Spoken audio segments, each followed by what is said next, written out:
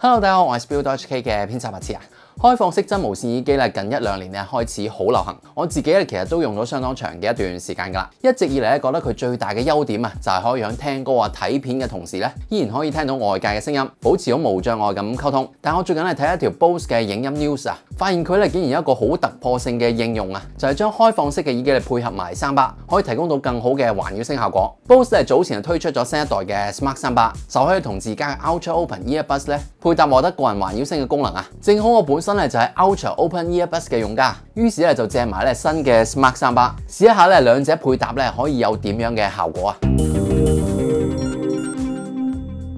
介紹之前提提大家，如果想接收最新嘅影音資訊、影音技術、產品評測或者教學影片、教學文章嘅朋友，記得訂閱我哋 Spill.hk 嘅 YouTube Channel， 追蹤我哋嘅 IG， 拉埋我哋 Facebook， 同埋瀏覽 Spill.hk 嘅網站，各種唔同嘅影音資訊啊，都會向呢啲平台咧同大家分享翻。Smart 三巴咧開箱就可以見到咧三巴嘅主機噶啦，咁下面咧就有各種嘅線材啊，包括電源線啊、光纖同埋 HDMI， 另一邊咧就係一啲文件啊同埋小型嘅遙控器。三巴嘅長度咧係69cm 多一啲啊，啱好咧短過70cm。係偏短身一啲嘅設計，適合一啲小型啊、中小型嘅客廳，甚至喺房啊、電腦台嚟到用。採用咗一體式嘅設計，唔使額外嘅超低音喇叭，只需要簡單咧接埋呢個電源啊同埋 HDMI ERC 咧就可以用得啦。而且咧5.6cm 嘅高度啦，亦都適合配搭大部分嘅電視啊，唔會遮擋咗個畫面嘅。可能咧有朋友會覺得有啲混淆啊，新一代嘅 Smart 三巴同之前嘅中階型號啊有啲咩嘅唔同呢？咁我哋又問過廠方咧，最主要嘅分別咧就係加入咗呢個 AI Dialogue 嘅功能啦，提升人聲嘅表現，同埋支援上面提到嘅 Personal Surround 啊，個人環繞聲嘅功能，算係一個小升級。設計方面啊，新嘅 Smart 三巴咧亦都係採用純黑嘅機身啊，單元部分咧就有金屬嘅網面保護住啦。機身嘅質感咧相當唔錯，頂部咧可以隱約由網爪咧見到內藏嘅兩組向上發聲嘅單元，支援咗 Dolby Atmos 嘅 3D 音效，可以通過天花反射嘅方式咧提供到嚟自上方嘅聲效。另外側面咧仲有2個單元咧負責環繞聲效，中間嘅高音單元咧就負責人聲嘅輸出，所以機身細細咧就已經內藏咗5個發聲單元噶啦。三巴後面咧兩邊都有呢個低音反射孔，可以有效咁提升低頻嘅輸出啦。所以雖然係短身嘅一體式設計啊，依然可以提供到咧 Bose 好唔錯嘅嗰種低頻音效。Smart 三巴支援咗 Dolby Atmos 啊、Dolby True HD、Dolby Digital Plus 等等嘅音效格式。另外亦都配備咗 Bose 自家嘅 True Space 技術啊，可以將5.1聲道啊或者立體聲等等咧非 Dolby Atmos 嘅音效咧做呢個智能分析，然之後咧將音訊咧重新混合啊向上轉換啊 up mix 啊，成為 3D 聲效輸出，咁就可以用盡咧三巴本身嘅聲效規格啦。咁今次新加入咗 AI 對話模式啊，可以獲得更加清晰嘅對話人聲，無論睇戲啊、煲劇或者普通睇電視咧，都可以增強人聲嘅清晰度，相當實用。如果日後想進一步升級聲效咧，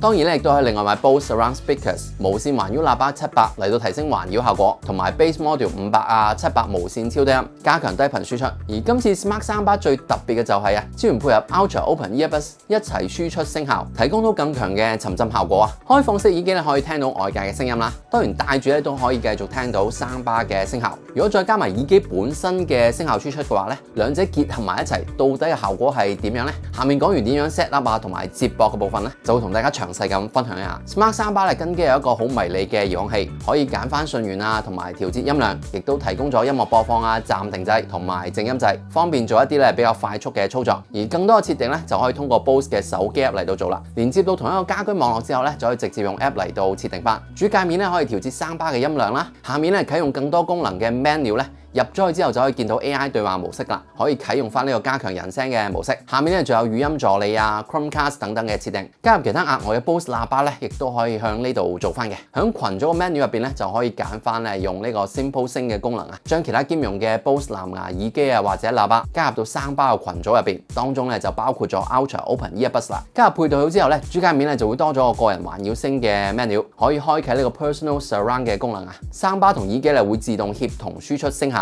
如果關閉功能嘅話咧，就可以獨立咧調節翻三巴同埋耳機嘅音量輸出。主界面咧仲有順源嘅選擇啊，包括電視嘅 HDMI ELC、藍牙同埋 AirPlay。音上 menu 咧就可以微調翻三巴嘅音效啊，包括呢個長式嘅等化器。三巴掛牆安裝嘅話咧，就可以開啟翻呢個 EQ 嚟到優化個聲效。AI 對話模式嘅開關咧，亦都可以向呢度揾到嘅。下面仲有中置啊、高置聲度同埋低音啊、高音嘅調節。10格就係1級，一共咧就有10級正負100嘅加減可以選擇翻。單。最下面咧就有音訊同步啊同埋延遲嘅設定。App 入邊咧亦都可以加入翻網絡電台等等嘅設定啊。最近播放嘅音樂啊，亦都可以方便咁揾到。播放 AirPlay 2啊、Spotify Connect 等等嘅音樂嘅時候咧，亦都可以直接用 App 嚟到睇翻啊，同埋控制播放啊、暫停、跳歌等等嘅操作。Smart Soundbar 咧背面有一組 HDMI 端子，當電視播放啊 Netflix 啊、Disney Plus 等等嘅串流影片咧，就可以通過 HDMI 嘅 EALC 功能啦，將 Dolby Atmos 5.1啊、7.1等等嘅環繞聲效咧回傳翻到Soundbar嚟到輸出。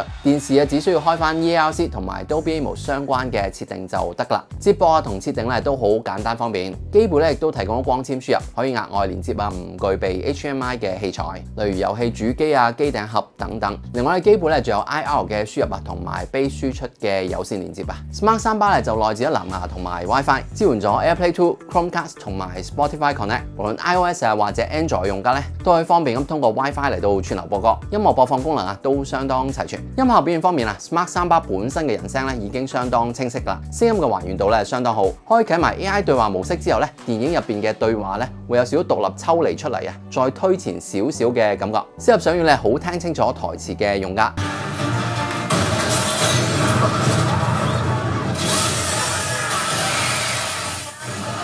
What the hell happened? Rainer's down. Exit's compromised. Go out from there. Drop me down.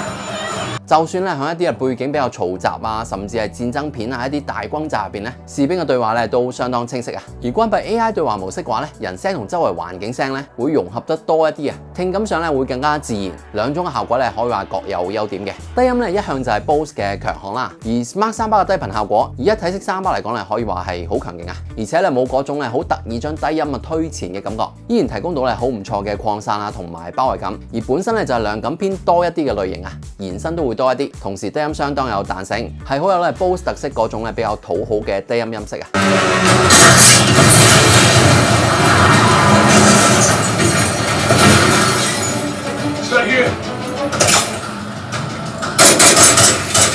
而上方嘅音效定位咧都相當唔錯，再加埋咧左右聲道嘅拉伸啊，響前面咧可以營造到一個幾寬闊啊，上下同埋重心咧都呈現得到嘅音場，應付細尺寸啊以至中細尺寸嘅聆聽空間咧都相當夠用啊。